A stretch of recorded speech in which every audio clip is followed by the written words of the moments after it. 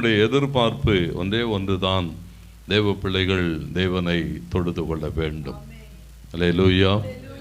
ஆண்டவருடைய பிள்ளைகள் அவரை தொழுது கொள்ளுகிற போதெல்லாம் தேவன் என்ன செய்கிறாரா, அவருடைய வாழ்விலே ஒரு பெரிய ஆசீர்வாதத்தை கொண்டு வருகிறார். வேதம் அப்படித்தான் சொல்லுகிறது. அவர் சொன்னார், என் நாமத்தை பிரஸ்தாபம் பண்ணுகிற எந்த ஸ்தானத்திலும் நான் உன்னிடத்தில் வந்து உன்னை ஆசீர்வதிப்பேன். அல்லேலூயா.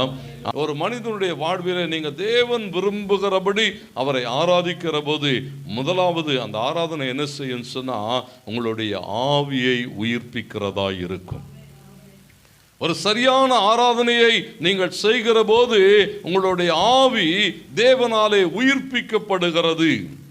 ஆவி உயிர்ப்பிக்கப்படுகிற போது உங்களுக்கு உண்டான சகல காரியங்களிலும், அநேக நேரங்களிலே இந்த ஆவி சோர்ந்து போகிற போது, அந்த ஆத்துமா சோர்ந்து போகிற போது மனிதன் என்ன செய்கிறதை பார்க்கிறோம், அப்படியே சோர்ந்து போகிறான். ஏன்னா அந்த வார்த்தைகள் கடந்து போகிற காரியங்கள், ஏன்னா ஒரு சூழல்களை மேற்கொள்ளுகிறதுலே சோர்வுகள். எப்போ சோர்வுகள் வருகிறது, ஆட்கள் பாருங்க, அந்த பேசுகிற வார்த்தைகள் அல்லது கடந்து போகிற காரியங்கள் இவைகளெல்லாம் சந்திக்கிற போது அவன் என்ன செய்கிறதை பார்க்குறோம், சோர்ந்து போகிறான். நீங்கள் நல்லா இருக்கிற ஆளை போய் என்ன பார்த்து ஒரு மாதிரி இருக்கீங்க, உடம்பு சரியில்லையானா என்ன வந்துடும், என்ன நம்ம மூஞ்சை பார்த்தா அப்படி தெரியுதோ. ஒரு ஆள் கேட்டால் கூட சரி பரவாயில்ல ஏதோ யோசிச்சுட்டான்மோ. ரெண்டாவது அதே மாதிரி இன்னொரு ஆள் கேட்டால் எப்படி இருக்கும், என்ன மூஞ்செல்லாம் ஒரு மாதிரி வெளிர்ன மாதிரி இருக்குது, என்ன உடம்பு சரியில்லையா அப்படின்னா என்ன வந்துடும், அடுத்து கொஞ்சம் கொஞ்சமாக என்ன வந்துடும் சொன்னால் தனக்குள்ளே சோர்ந்து போகிற அனுபவங்கள். சோர்ந்து போன நேரங்களிலே ஆண்டவருக்கு மகிமை உண்டாகட்டும். நீங்கள் தேவனை விடுதலையோடு கூட நீங்கள் ஆராதிக்கிற போது அந்த ஆவி உயிர்ப்பிக்கப்படுகிறது. ஆவி உயிர்ப்பிக்கப்படுகிற போது என்ன வரும்னு சொன்னா, அந்த சரீரம் பலனடைகிறது. ஒரு பெரிய நம்பிக்கை, ஒரு பெரிய தைரியம் எப்போ வரும்னு சொன்னா, ஆவியிலே ஒரு உயிர் மீட்சி வருகிற போது, ஆத்துமா பலனடைகிற போது. அவர் சொல்லுகிறார், நொறுங்குண்டு பணிந்த ஆவி உள்ளவர்களிடத்துல அவர் என்ன செய்கிறாரா, வாசம் பண்ணுகிறார். எதுக்கு வாசம் பண்ணுகிறாரா, அந்த ஆவியை உயிர்ப்பிக்கும்படியாக.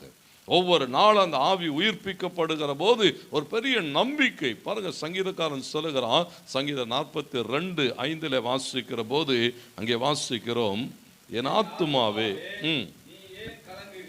ஏன் கலங்குகிறாய், ஏன் எனக்குள் தேங்குகிறாய், உன் தேவனை நோக்கி காத்திரு, அவர் சமூகத்து ரட்சிப்பின் நிமித்தம். பாருங்க, அவன் சொல்றான், ஏன் சோர்ந்து போற, ஏன் கலங்கி கொண்டு இருக்கிறாய், ஏன் தேங்கி கொண்டு இருக்கிறாய். தேவனுடைய பிரசன்னம் வருகிற போது, அவருடைய சமூகம் வருகிற போது எல்லாம் மாறி போகும். கர்த்தருக்கு மகிமை உண்டாட்டம்.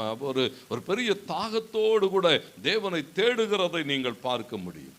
முதல் வசனத்திலிருந்து வாசிக்க நான் சொல்லுகிறான், மான்கள் நீரோடையை வாஞ்சித்து கதறுகிறது போல என் தேவனே என் ஆத்துமா என்ன செய்கிறதா, ஒரு பெரிய வாஞ்சை தாகத்தோடு கூட. சோர்வுகள் மாறணும். கர்த்தருக்கு மகிமை உண்டாகட்டும். நீங்க தேவனை விடுதலையோடு கூட ஆராதிக்கிற போது உங்கள் ஆவி உயிர்ப்பிக்கப்பட்டாக வேண்டும். ஆவி உயிர்ப்பிக்கப்படலன்னு சொன்னா ஒன்றை நாம் அறிந்து கொள்ள வேண்டும், இன்றைக்கு நான் தேவனை என்ன செய்யல, பூரணமாய் ஆராதிக்கவில்லை.